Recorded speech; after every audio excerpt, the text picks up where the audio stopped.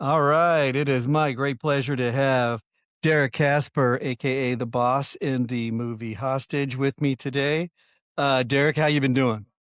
Oh, great. It's a pleasure to be here. It was a pleasure to work on the movie with you, John. It was a fun experience, definitely. Well, it was interesting. I was thinking earlier is when you're going through the process of even sending out when we were casting for the film, and then you guys, all the actors were sending stuff, and you kind of get headshots of people that might be interested, and full disclosure here, when I saw yours, I'm like, "Okay, I hope that guy," 'cause it's so different, to me is the old days of acting, you'd have a casting call and you'd have a whole bunch of people actually show up. But, now it's like it's virtual, or at least when we were doing this, it was virtual, so when I saw your picture, my whole thing was I'm like, "I hope this guy actually sends in a reel," I hope I hope he does the audition 'cause so often, it doesn't happen. So, anyway, I was very happy that you did, and you nailed the audition. So, I mean, I guess the only question for me on your end is, did you identify with the character? Like, when you read it? I'm not sure how much information I gave you other than the sides. What was that like? Um, well, I have a lot in common with the movie itself. My upbringing was very unconventional. It was Mm, I was the youngest of three kids, very close in age, and like my brother, the oldest, was born in 1979, and him and I are 2 years and 7 months apart to the day. And there's a okay. sister in the middle, and my brother and sister were only 10 months and 3 weeks apart. So it's like my mom had my brother, and my dad was like, "Hey, how about you hold this for 9 months?" And she did. So there's my sister, and but they split up when I was young. I was like 12, 13, and where my brother went with my father during this. I'm born and raised in New York. So I'm raised, I Yeah. was born in Schenectady, New York. My father took my brother and moved to the Carolinas, and my mom stayed in New York with my sister. And I got put into foster care and Oh, in geez. children's homes. Yeah, very young age, 12 and a half, 13 years old. And they were fighting over custody of me, and they were I can say this in clarity now. It was all about the child support because my dad was hitting my mom for my brother, and they were trying to get me. So that I was stuck in these children home, and nobody could have custody of me because there was a battle. So I started Mhm. running away, and that got me sent to juvenile. So then when I went to juvenile, I got beat up so bad in a place called Berkshire Farms by a bunch of kids from New York City because I had some cigarettes on me. I was 15 at this time, and Mhm. I went home on a monthly home visit, and I never came. I tried not to come back. I ran away, and then I got caught. They sent me back. They found out how bad I got beaten and all that. And my mom threatened the lawyer. They sent me home. I went to my mom's house. Her boyfriend beat the shit out of me. And then I Really? was taken out of my home. And this is a couple months before my 16th birthday. And I'd been locked up for like 12, 13, all the way in all these different homes throughout New York for almost 4 years. And I'm pushing 16. And I left the coffee pot on with no coffee in it. Her boyfriend broke my nose because the pot broke when he put cold water in it. A whole fiasco there with the courts. They sent me to live with my dad like a week after my 16th birthday. Now, mind you, this is in 1998 in Columbia, South Carolina. This is the year the Confederate flag is coming off the state house. Hmm. All right. I'm Oh, wow. 16. I'm pissed off. I've been locked up. Now I'm in the South. And I have an interracial family. That didn't bother me. I never believed that racism thing. Like I didn't get it or understand it being from New York. I just was like, hey, well, we all get along. Yeah, I don't care, whatever. So when I saw people being racist towards me because my dad was with a black woman and married to, and to this day still is, I didn't know what to do. So I Mm. dropped out of school because I was tired of being an Edward lover and my dad's this, that, and then being from New York, I'm a damn Yankee. And so I got it rough after coming all Mhm. that to coming to the South. So I dropped out of school. My dad offered because he moved me everywhere around South Carolina. It was like Columbia, Florence, Sumter, back to Florence to Columbia again, and then he was moving to North Carolina, and I finally made friends. So I said, I'm staying. It was about 3 weeks for my 18th birthday. And he Mhm. said, okay.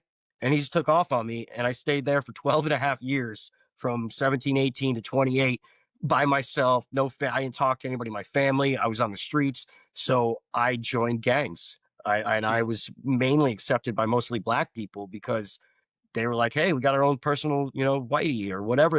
I was like, we just understood each other. It was like, I get you. They knew I wasn't racist.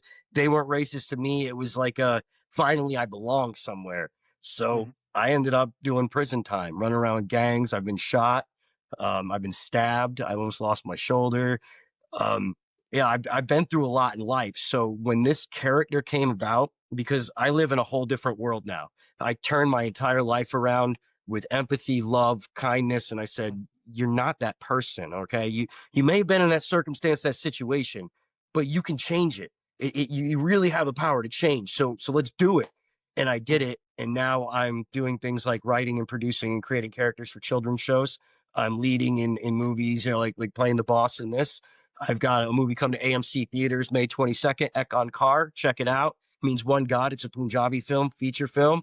You're going to love it. I play mhm. one crazy son of a bitch, guys. Yeah. But to get to your question, with all that being said, you see, yes, I identified. I've seen this gang crap my whole life. I've seen, extortion. I've seen bullying. I've seen all this. I myself have been right involved in the middle, maybe not as sophisticated as the mob, but I get the Mm, violence. It's been a huge part of my life, and to be able to step into a character like this and take my life experience and put it in there, that's why I act. That was a gift. mhm. So thank you for allowing me to read and audition for this, and thank you for your kind words about my audition.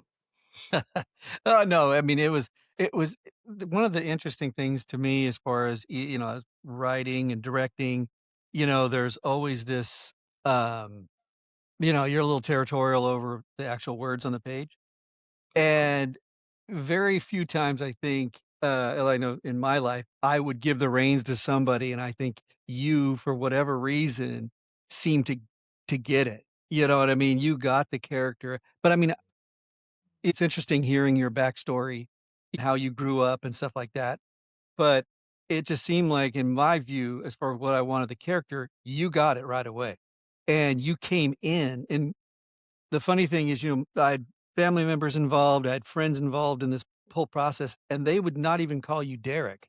They would call you the boss. "Oh, yeah, hey, the boss is here." Or, "Oh, hey, somebody go get the boss." And to this day, it's been a year since we shot the film, and Y'all they forgot my still, name. "You're not Derek Casper, you are the boss." And whether it's, just our viewpoint, but everybody enjoyed you, 100% professional. It's always interesting, and I know you've lived a good life. But it's like, you were 100% professional when you showed up and throughout the entire production and even, the post stuff, but I just know that there's a special place in everyone's, at least in my family's heart, for the boss. And it's funny is, not to go off on a tangent, but at the end of the film, we have that little behind the scenes clip, where they open the refrigerator and that thing drops.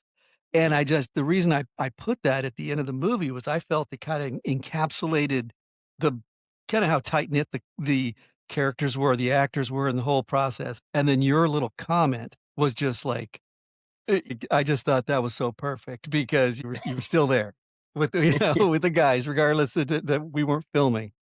But, so I appreciate it. I appreciated that part. I actually, Um I want to bring up one was my favorite part, and this is a story that I carry to this day because it cracks me up. Is John here wanted all of us to, he it wasn't a mandate because we're in a digital world now, we're not on millimeter. So Mm, but he really has this classic way of wanting to film. John, you said, you know what, let's try to do this 11, 12 pages just in one take. Like I understand if we have to break it up, but let's see if you could do it. And this is the boss with Adrian, or not Adrian, but Roy on his Roy, yeah. knees. and Uh-huh. and I got my hitman here. I got two other guys right there. I'm saying my line, and I make it through. I think it's 11 out of 12 pages. It might have been 13 out of 14, but I'm down to like the last big chunk of paragraph, and I never broke character. I tangent on like, and you know what, Roy? I'll tell you something else, you cunt. I forgot my fucking lines. And I literally heard pages flip. I look over and see John going, what the fuck? I see the guy next to me going, what? And he's like 6'6", and I'm like, And everybody goes, "If you're gonna forget your line, at least fucking make them laugh." And Yeah. everybody just burst out laughing, and that was one of my Well, favorite. I was hoping that you guys got that recorded. yeah, oh, yeah, we did. The funny part is, you're saying the guy that was 6'6" on next to you, the Yeah. boss carried such weight that he actually had lines, but he gave it to the other actor. 'Cause he didn't want to deal with the wrath of the boss, and you were like, you and that was, I mean, we found it funny, and, the actor who was the other hitman that you really kinda, you know, beat into because you had a different thing, you called him different things each time, depending Yeah. how pissed off you were during during your scene, and so we'd have, I mean, and the hardest part for us, and I mean, we had a couple other actors as far as, that played the Ken and Bob, Mhm. and, George Maxey, we had to not do a take because he's laughing in the background because you called my son a cunt. He was like, but Is he? I can hear him say, "Did he just call him a cunt? Is that in the script?" I'm like, "Dude." I mean, that will be a other than, of course, using the word I just used, I was like, "Man, how can I put that on Instagram?" It was so perfect because you Hey, hear him when I'm in clear as a character, man, bell. I What's that? tell everybody when a director is working, if you don't say cut, if I don't have any more lines, it's not in the script. I don't know what you're gonna get, which Hmm, I guess is beautiful for the magic of the camera. But I do not stop. And in my mind, failure is not an option. So hmm. if they don't say cut and I don't have any other lines, I'm gonna make something happen. If I'm pissed, there's a chair. I'm gonna fucking throw it. If I'm supposed to be so upset at somebody I love, I might start crying in anger, like, "You made me Mhm. do it." Whatever. I just you take what you feel at that moment and you wait for cut. And it's like, it's about fucking time, John. Well, what's amazing, and I know we shot this thing in 5 days, Mhm, but the amazing thing I would have loved, like, when you said that, as far as how many pages that you went through, mhm. and I'm not just sucking up to you because 'cause you're on the show, but Right. it didn't seem like it was that way. Between you and Dalton, the guy who plays Roy, you guys were on it, and once you guys started kinda figuring out how to work together to get the information out, I wasn't even following the script half the time because I just wanted you to get what I was trying to get out to link it, and like I told you earlier, you don't give that freedom to a lot of people, and I think you were able to get it, but it's like you want it to be natural, and I loved watching behind the scenes of The Godfather and different people to see what actually was in the script, what wasn't, things like that, but it's like, that's when the magic happens. And talking with Romello, who was editing it, and he edited it at first with 0 notes. And I'm not sure if you heard the other podcast with he and I, but it's like, it was amazing how he got all the bits that we wanted from the boss, and the reactions and everything else. But it's the energy, and so many times that off the cuff stuff that you do, it hits, you know what I mean? Because you feel the character. Some people can't do that, but, you've got that ability. Well, thank you. I actually, one of my strongest tools that I carry as an actor, and I believe that every actor, you never beat yourself up, or you'd be like, I could have done better than that. I feel so. Mm, You challenge yourself. You don't go, oh, what was I thinking? Oh, and you don't look for recognition from other people. Is that okay? Is I don't give my power away. So what I say is right. that I am a great actor. I am never going to be Jim Carrey, and Jim Carrey can never be me, and other Yeah. whatever. That's what makes you unique as an actor. So one of my biggest powers as an actor is being able to jump into character and jump right back out. So I could have a scene where I'm gonna fucking take lunch, be like, "What are we getting? Is it like Panda Express?" Or and people are like, "What the fuck?" Because it's just a flip of a switch. But I also I don't try to act because you Yeah. can notice acting. I try to be. I just Mhm. try to be. I just think, fuck this, and I just take the part of my life, and I think about what this character would be like and how I was feeling at that time, and I take that roadmap in my mind, and I'm like, oh, I was so angry when this happened. Are you And I create the character, and we roll with it. Or if I have to cry, I've had a lot of loss and anguish in life. I got plenty Mm. of tools back there for that as well. But it seems that a lot of people like me as the boss or the villain. I don't know why.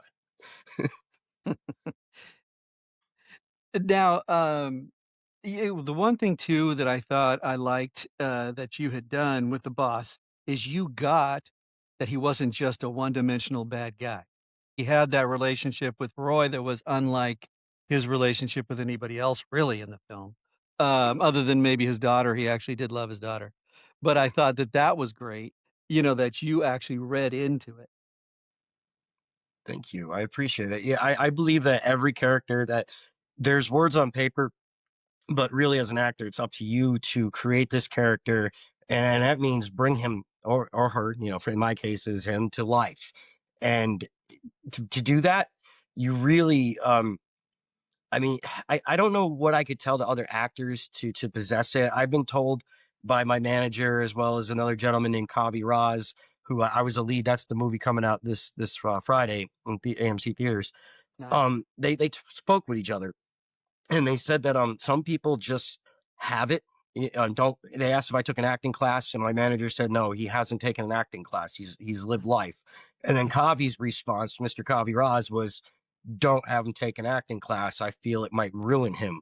It Yeah. seems like he just is kind of natural. He understands how to identify a character, his life, and then bring to that character. He said it's great. So I never knock anybody for taking an acting class. I don't say I'm too good. I say always educate yourself, always Right. try to learn, always challenge yourself, which is why I take these obscure characters and I'll give my all to them because I know that's a challenge. It's a challenge to make people believe that I'm the mob boss. I mean, because in real life, if you met me, you'd be like, "Is that a cat in his lap?" And what the hell is he? Says, "Oh, he's my kitty, you boo." And he'd be like, "Yeah, that's the boss, really." And you're like, "What?" Oh, there was no doubt, I think, with us who the boss was.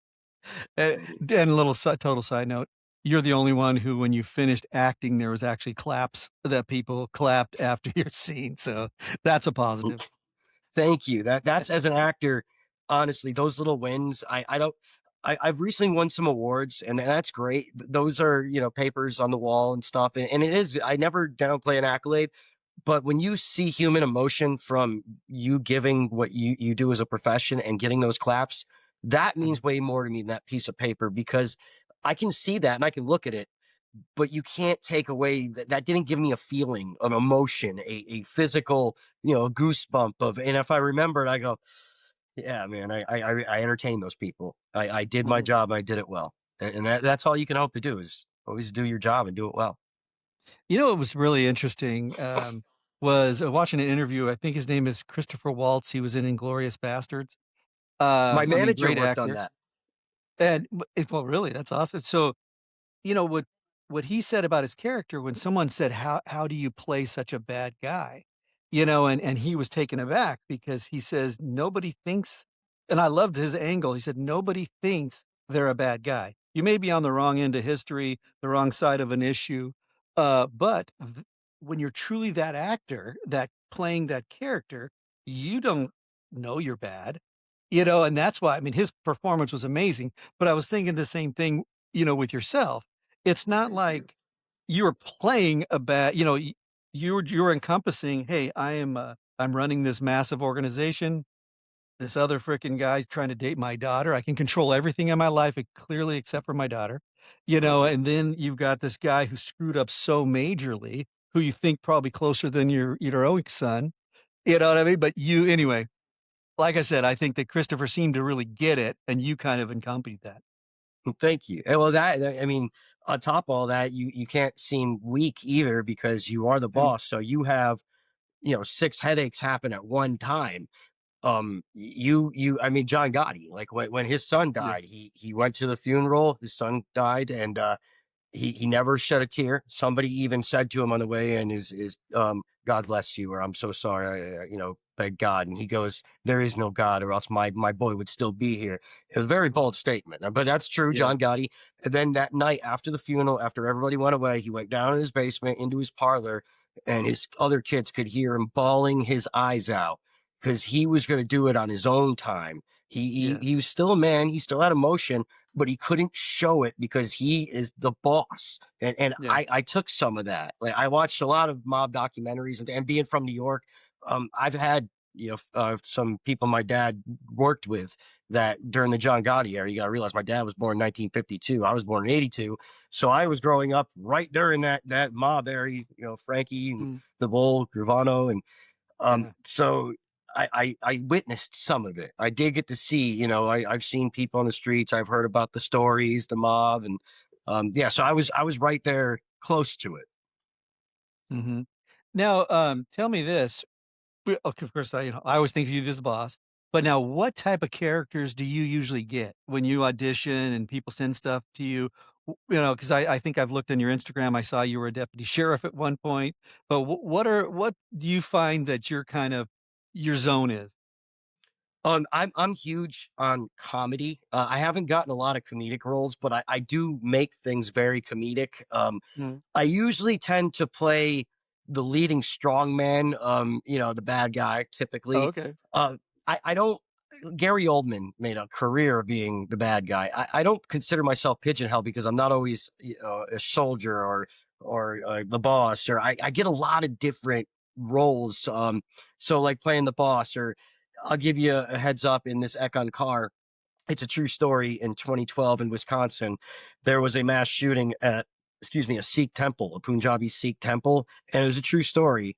And I, in this movie, play the mass shooter. So again, see, dark character, but it's true to history. So it's Yeah. just with some fictional stories around it. But and so, I got a character like that. But at the beginning, I was a soldier and I saved a little girl, and I have PTSD. And it just goes to show, like, over time, how this guy loses his mind. And so Yeah. you see that there was good. And with the cop one, that was actually a paranormal one. And my partner gets possessed by a demon throughout Oh, the whole yeah. thing. And it's all on like Paranormal Activity. It's on body cam footage, dash cam footage, ring footage, liquor store footage. So it's all on no camera. It's all Oh, nice. angles of like hardcore Henry type deal. And so I've done that. But I don't, I play anything. It doesn't matter what it is. Like right now, I'm playing an Australian madman. I film overnight this Saturday into Sunday.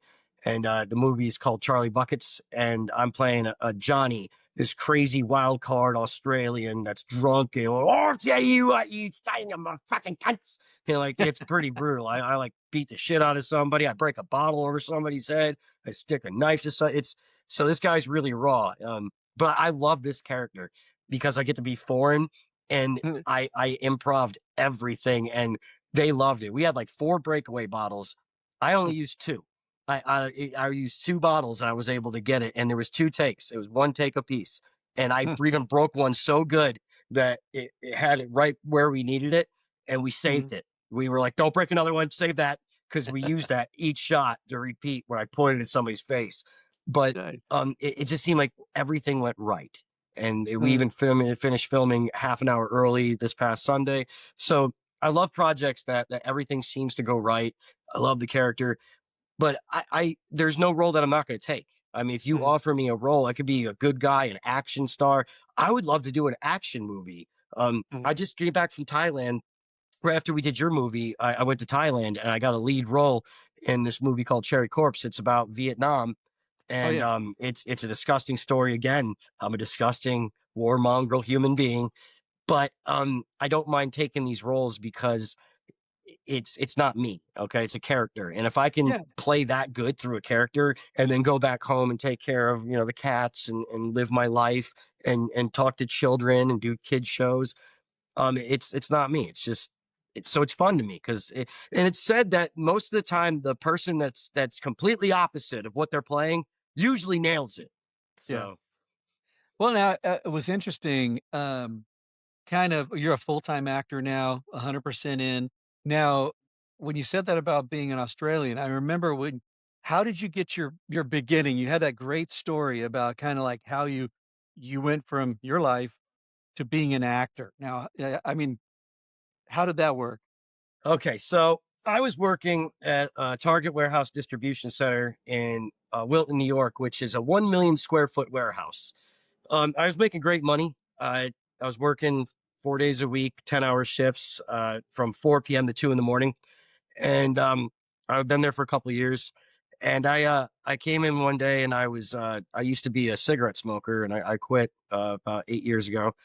And I came in, I was outside smoking a cigarette, and they had these heat lamps, and it was January. And during the daytime in upstate New York in January, we actually had some pretty good warmth. It got up to about like 40 degrees during the day and sunny. And then at night, it would drop to like 10 degrees because it's Mm. upstate New York in the Adirondacks.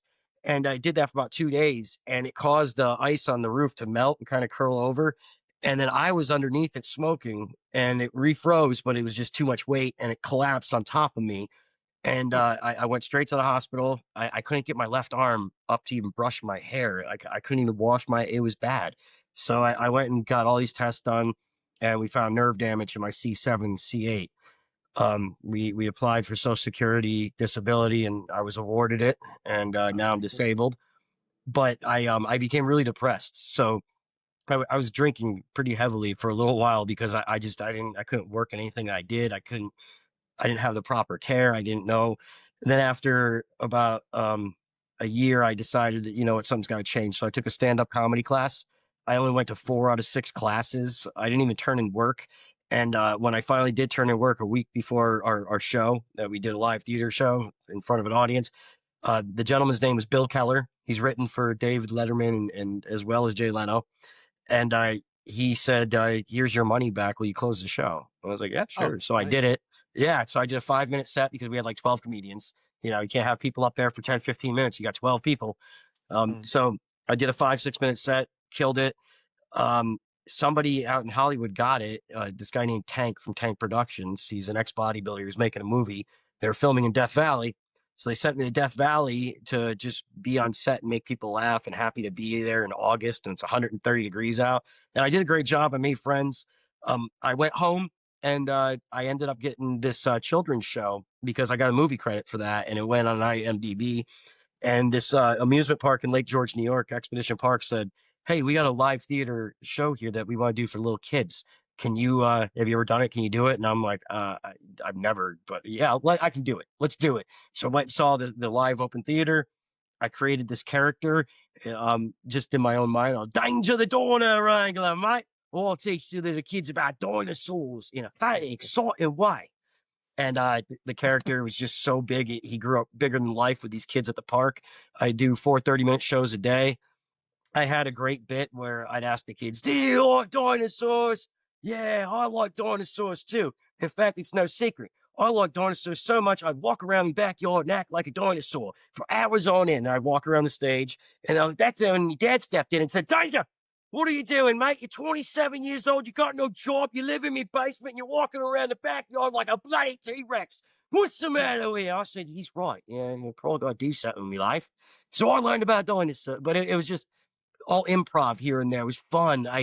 For some reason, little kids and I'm like the child whisperer. I can hold their Mhm. attention. You give me a group of kids, and I can hold them for 5 hours. Now, And that's how I got how that did Australian character. the Australian thing come about? Okay, so I had an ex roommate that was drunk as hell, and this is on my YouTube channel. I don't know if it's, you guys can see it. It might be on not for the public, but he got drunk one day and he passed out. And I have the video. I'll send it to you, John, so that way you can watch it. It's only about three or All four right. minutes, and I was a little on the tipsy side. I had a couple drinks, and he passed out, and he had his shirt up, Mm.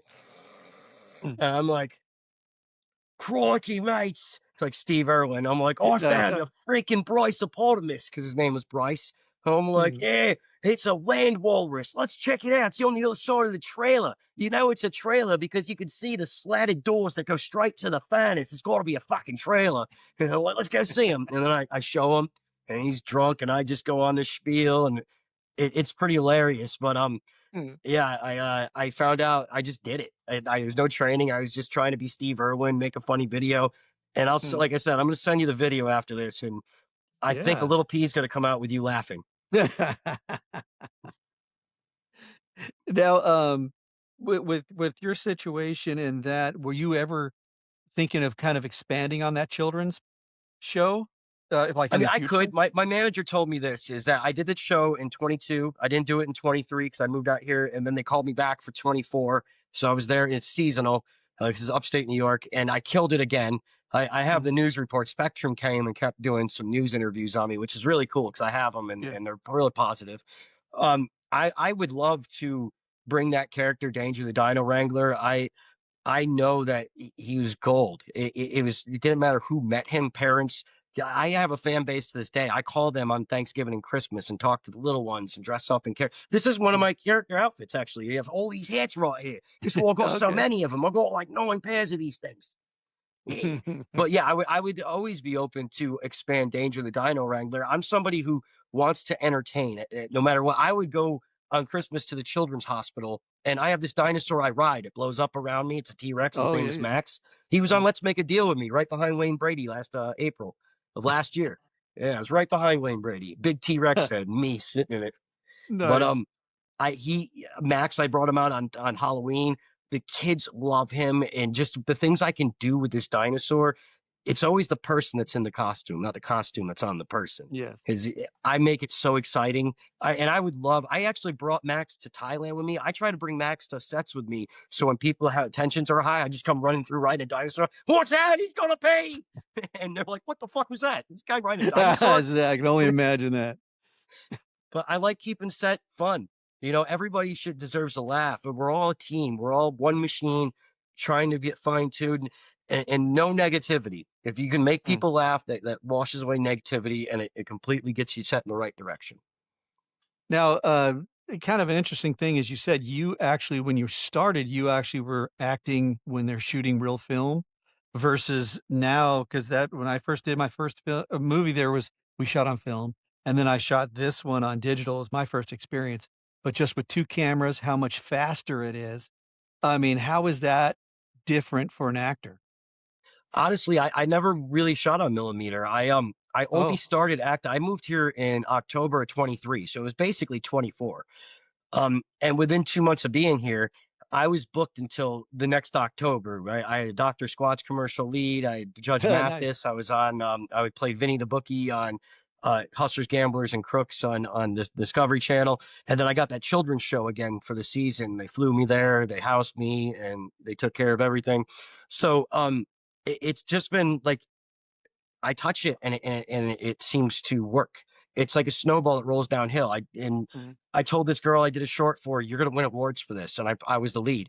We've won 13 or 14 awards. I've got the Gold Actor Award out of New York, and I've got the Hollywood Blood Horror Festival Best Actor, and she got a ton of other awards for Best Picture, Best Original Screenplay, all that stuff. What Um, film was that? the three of us. It's Okay, called The Three of Us. that's Yeah, it's a great. 13-minute short, but it's about suicide. And Mm. basically, it's a suicide pact between three friends that are middle aged now. And my father in this, I'm the lead. He dies finally. We meet at my dad's old garage. We go over ways that we're going to kill ourselves. They try to talk themselves out of it. I tell. So I'm like, okay, look, I got to shut all the lights off. Guys, go. I stay back. Go Mm. watch it. See what happens. Now, are they hoping to get a feature out of this, or was I this don't know just a the short? writer director I'm friends with. Her name's Claudia Ventura, but she's in Italy, so she doesn't work. She was here on a work visa, so Oh, I don't know. But we've won a lot overseas as well, like Roma Prisma. We've won tons of awards over in Italy and mm. Europe. So yeah, but I don't know what she's going to do with it. Oh, okay. Now, yeah, because I mean, looking at it, it looked really interesting, but I had no idea it was about suicide. I just thought it was like maybe a romantic thing or like a drama of some sort. But Oh, I it's noticed he did win the award, so that's pretty cool. well, thank you. I appreciate it, John. Honestly, for me, I don't do it all for the awards. I'm doing it because I love this job and it Uh, allows me to be happy. And it really, for me, it's therapy because I get to take all the anger and put it into these characters. And mm. that's like when venting. Somebody says, let me vent. You want to vent? Go play the boss for a couple days. There's your venting. All right. I'll tell you what, I walked out of there and all I wanted to do was hug puppies and just and smell flowers and look at rainbows and shit. All right. I Well, was like, I feel so much better.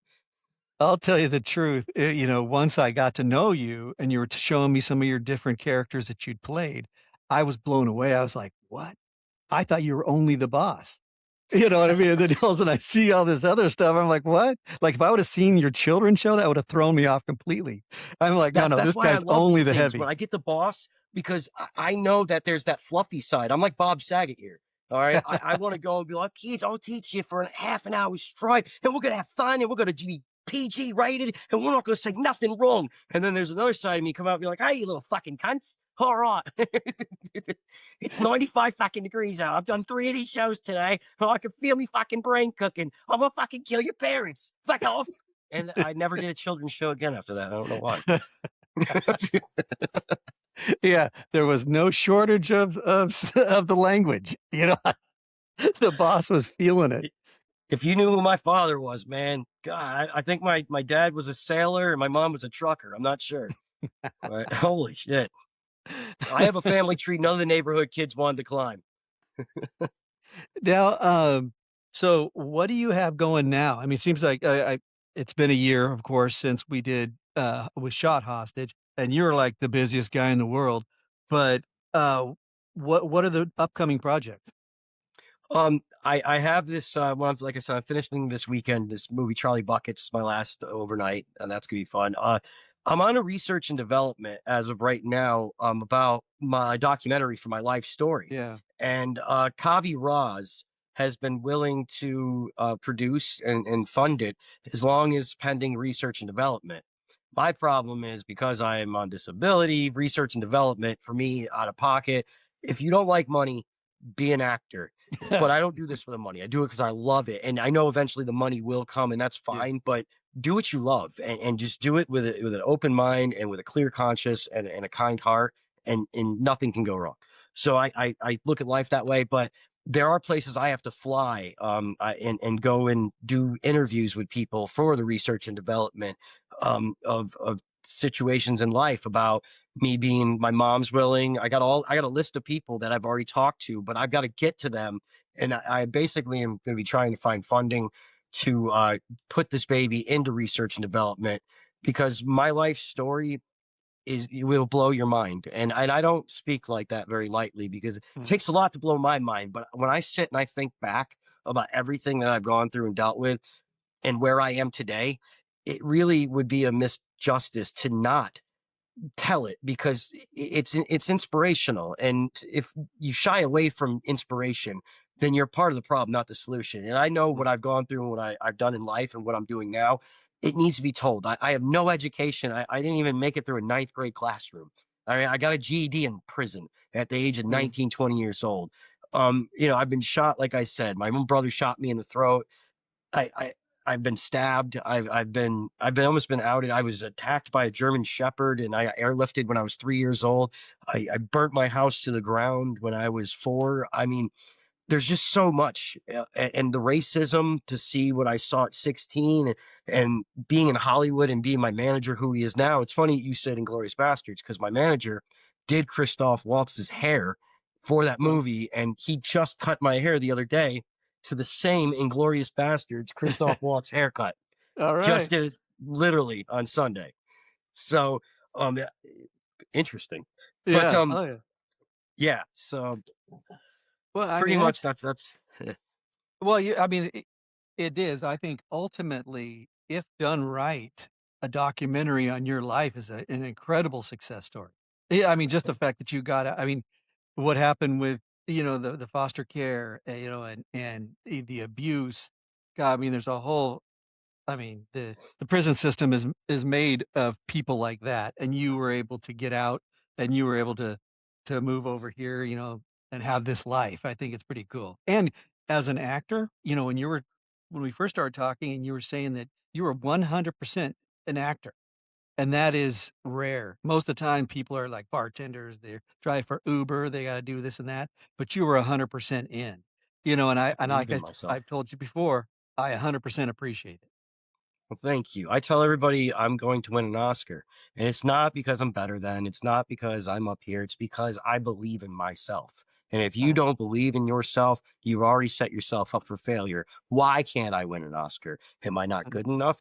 No, just need the opportunity. So I yeah. have to create those opportunities. And I don't think that being a huge successful actor such as Brad Pitt or Tom Hanks is the back end of, oh, I made it here. No, Yeah. that's not the reward. The reward is all that shit getting there. All that in between. That finally that's the reward is doing all that to get there. And Uh-huh, that's what it takes. So I'm going to continue to put myself out there. I'm going to continue to challenge myself as an actor, and I'm going to continue to take on characters that maybe I'm not comfortable with, or I don't, but I'm going to find a way yeah, because failure is not an option for me. mhm. But, I mean, I honestly think that, the comfort level is probably even better if you're a little uncomfortable.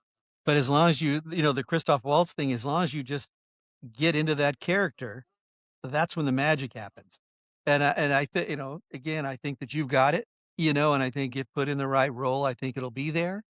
Um, but, the key is to not stop, and I think like your documentary will be, hopefully, it'll show you never quit, and you never stop moving forward, and then that Oscar is gonna be the cherry on the top of this whole thing.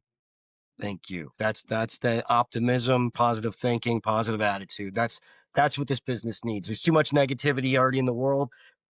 Positivity and negativity is a choice.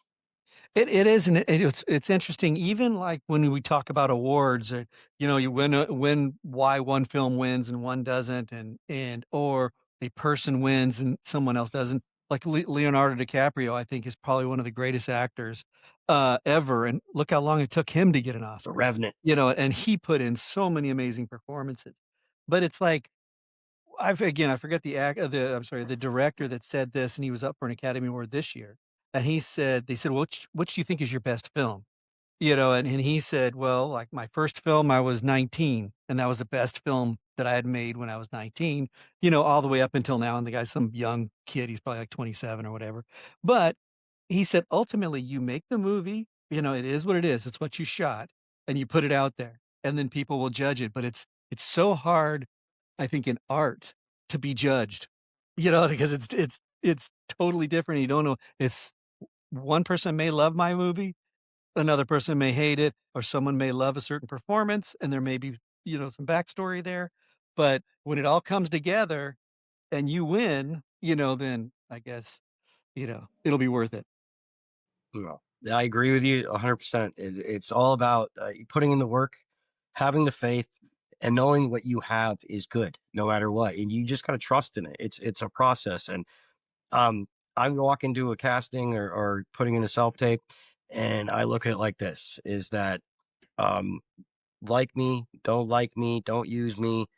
I'm giving you what I have to offer, and that's all I can give you. And it's not going to be a lack there of trying, or I'm not giving. I give my all in Mm, every audition. Every casting director is different. I don't look at the rejections at all because I get yeah, hired for stuff now that I've auditioned for. I'm like, what is this again? When did I do that? What are you even yeah. talking about? And I got to go back on my YouTube and be like, oh, I took this in like 4 months ago. I forgot I even did it. And Oh, okay. and it just happens that way. So for me, being a true actor is you always got to be willing to go. Like I played that boss, it was a year ago, a little more than. Mm, And if something was to come up and we had some kind of premiere or something, it was like, oh, I'm pulling out the boss's outfit. I'm coming. What the fuck? Because you got to be able to grab that character again. If 5 years from now, I have to be able to play that boss with uh, 5 more years of experience, and that is good acting. If you can yeah. add 5 years experience onto a character you play that's now 5 years older, holy Mhm. shit! I mean, it's just it's range, it's depth. Yeah, nah, 100%. So now, so from here on out, what do you see as the horizon? What's the next 5 years for Derek Casper? I'm just acting. You'll see me everywhere. If I get offered to go to Japan, then and act. If I get offered to go on a Disney cruise ship and play a character, why not? If I get a regular on a series for NBC, ABC, sure. I don't have any expectations because you don't know. My only expectation is to keep acting Uh, and keep putting myself out there.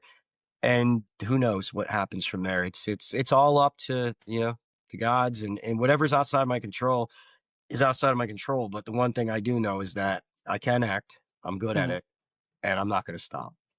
Well, what's interesting, is not giving you anything. You've auditioned, a lot in your life, but from my angle, as far as from the writer, the director, when you're looking at these, and I always try to tell this to people because they get nervous before they audition. Back in the old days when you actually used to have to audition, and I tell them from my vantage point, I wanted you to be the guy.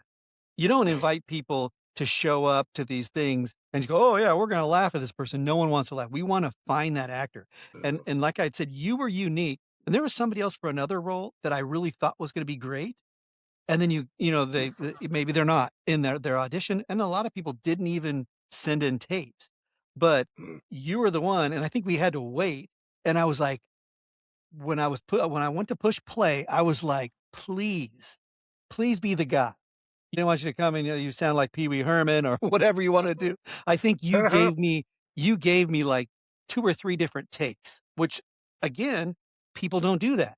So I say, "Hey, man, go for it." Like, when any of these auditions, fricking maybe give them whatever you think is the first and then just fricking do it.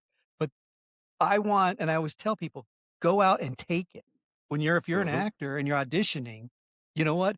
Go out and take that role. Hey, if they don't like it, who cares? It's not like they don't like you, they have a specific thing that they want, but anyway, that was my little 2 cents, not that you needed it, but I just No, think I agree. I agree 100%, honestly. For me, it's I always add onto the tape. You get what you gave me in writing, but if I feel to do something, I just do it and I send it in as a tape. And I usually 90% of the time there's something added on there. mm, Because if I really get the scene, if I'm feeling it, and I just let it roll. Then I watch it back because I can cut it off. I can just cut it yeah, shorter. But why not? I'd rather have and not need than need and not have. mhm. Now, total side note also in, entertainment, have you ever thought or do you ever do voice acting? I'm always willing. My problem is having the time to get the studio set up and really just for me, I like having my job be fun. Not saying you go and goof off and all that, but Yeah, I like to go somewhere and be able to really talk to somebody. You kick some ideas and you're like, oh, mm, let's try this, and then try go like like a real. For me, it's an energy thing. I would love to try some voiceovers, but I'd mm, want to be around people, an environment like, oh, read yeah, this or a little guidance, a little mm. little why not this? Because I can do a lot of different things. But with somebody's guidance and know how it's Yeah, not because 'cause you've outside of got my such I mean, whether it was being shot in the neck, you definitely have this the you have a great voice. You're very, very yes, unique. thank you. Yeah, use that to your advantage. Yeah, I've been told my voice is going to be something that really kind of launches me and all natural here. That's right, you came by it naturally. Well, thank Yeah. you very much, though, Derek, as for, being able to take this time to be on the show, and again, for all your support, and I think your masterful performance. We definitely appreciated it. Well, thank you for having me, John. You're a great director. Um, Everything that you do is looking really good. You guys were a very respectful set. You could tell it was family orientated, which you don't get very often. So I love those wholesome sets where you know that everybody's working together for a common goal, and it wasn't like a Boston family, like Ma, what the fuck you doing? No, it was like a nice set. It was like, yes, let me get that for a kid. Everybody good? Okay. It was really I think it made, everything flow a lot Oh, better was good. was how it It was ran, and yeah, it was a blast. Thank you for having me. Alright, well, hey, have a great day. Thanks again. You too. Have a great day, guys.